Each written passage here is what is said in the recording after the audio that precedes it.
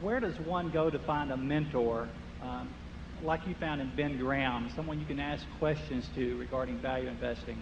My understanding is that the University of Florida has instituted a couple of courses that actually Mason Hawkins gave them a significant amount of money to finance, and I believe they're teaching something other than efficient markets there. There's a very good course at Columbia, I know, that it gets a lot of visiting teachers to come in. I go in there and teach occasionally, but a number of practitioners do. So I think the efficient market theory is less wholly writ now than it was 15 or 20 years ago in universities, but there's a lot of it taught. But I think you can find more diversity in what is being offered now than 10 or 20 years ago, and I'd recommend looking into those two schools.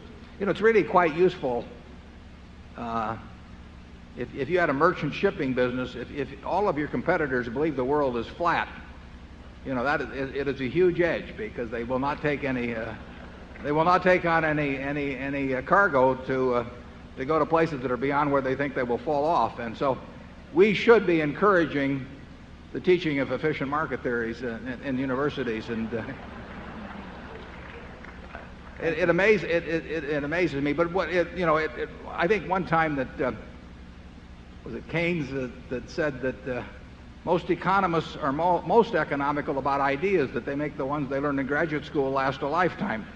And what happens is that you spend years getting your PhD in finance, and you learn theories with a lot of mathematics in them that the average layman can't do, and you become sort of a high priest, and you get an enormous amount of yourself and ego and even professional security invested in those ideas, and it gets very hard to back off after a given point. And I think that to some extent has contaminated the teaching of investing in the universities. Charlie?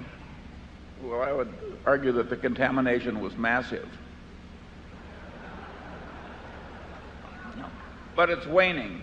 Yeah, it is waning. It's waning. The good ideas eventually triumph. Yeah.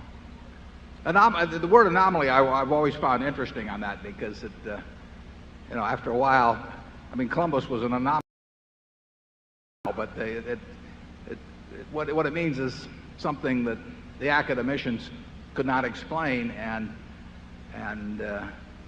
rather than re-examine their theories, they simply discarded any evidence of that sort as anomalous. And I think when you find information that contradicts previously cherished beliefs, that you've got a special obligation to look at it, and look at it quickly.